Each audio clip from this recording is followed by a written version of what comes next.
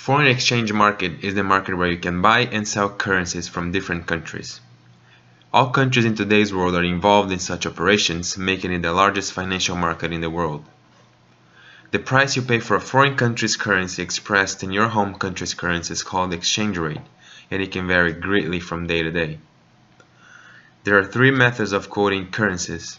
Direct quotations happen when the price of a unit of a foreign currency is expressed in terms of the domestic currency. For example, today you can buy 88 cents of a euro for $1.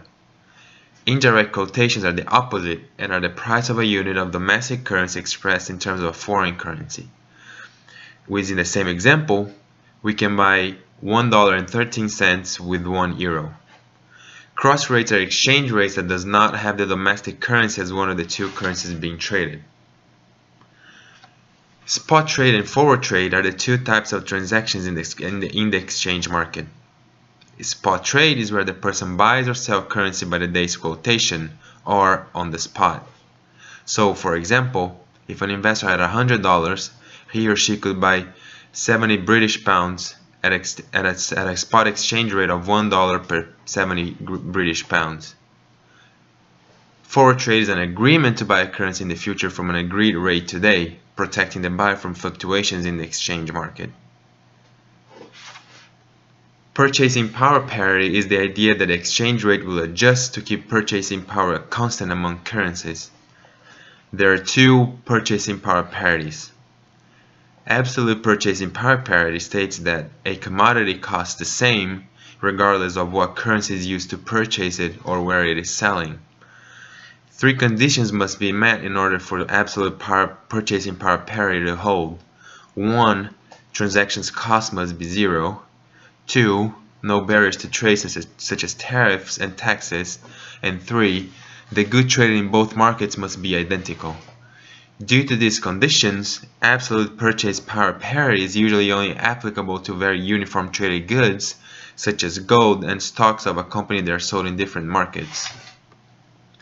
The next purchase power parity is relative purchase power parity, and it tells us what determines the exchange and the exchange rate over time. It is relative because it says that a percentage change in exchange rate is determined by the difference in the inflation rates of the two countries. So if, let's say, the US inflation rate is 5% and British inflation rate is 10%, and the current exchange rate is 0.50 pounds per dollar, the expected exchange rate in 2 years will be 0.551 pounds per dollar. Exchange rate risk or economic exposure is a consequence of international operations where currency values move up and down, and there are three types of exchange rate risk. Short-run exposure refers to day-to-day fluctuations in exchange rates and create a large risk for international companies because they usually have agreements to buy and sell goods in the near future at established prices. So if a company imports goods from Europe to sell in the US and places an order today, agreeing to pay only when their goods arrive in 30 days, the fluctuations in exchange rate between dollars and euros will affect the company's profitability.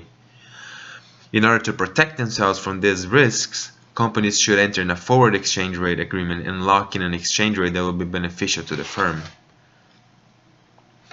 Long-run exposure can affect the value of a foreign operation because of unanticipated changes in relative economic conditions. This fluctuation can eliminate or turn negative any cost advantage that a firm has when, for example, it owns an assembly line in a country that has lower wages than the US. Unanticipated change in this country's economy can raise wage levels and affect the company's profitability. This is something that we can see happening in China as workers are getting more and more unionized and bargaining for higher wages. To reduce the risk of such unanticipating events, companies can borrow money in the country where it is operating, so the fluctuations of assets in that country will be offset by changes in the value of the liabilities.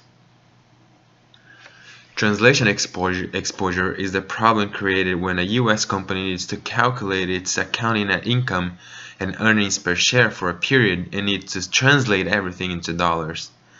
The two problems are that accountants need to know what exchange rate to use for the translation and how the balance sheet should account for gains and losses from foreign currency translation. FASB states that all assets and liabilities should be translated using the prevailing exchange rate. Gains and losses should be accumulated in a special account labeled unrealized foreign exchange gains or losses and are not reported on the income statement. Political risks are related to changes in value that comes about due to political actions. National companies can be affected by new tax laws and regulations that can either benefit or hurt companies. International companies can be more exposed to political risk when investing in countries that have unstable political environments or that become very unstable. Two good examples are the political situation in Brazil right now, where the current president is being accused of participation in a scandal, and the dollar has gone up about 50% against the real in about a year. And the second example is of a political risk is what happened when Bolivia nationalized its oil and gas industry and seized the Petrobras operations in the country. This chapter shows us how important exchange rates are in today's world because of its impact in the economies around the world. Even companies that only do business nationally can be impacted by the fluctuation in currencies exchange rates. Exchange rates can be affected by many things, from economic situation of a country to its political scenario.